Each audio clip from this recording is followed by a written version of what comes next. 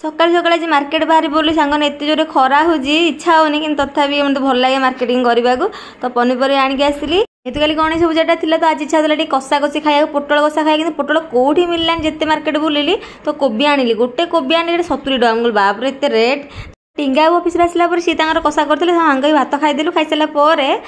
जेहेतु रायगड़े गणेश पूजा स्टार्ट हो काल तो जापार नु टिंगा टाइम न तो आज गली तो सांग मैंने पूर्व वर्ष जमी बढ़िया सजाई बढ़िया कराई ए वर्ष भल है तथा भल लगुला तो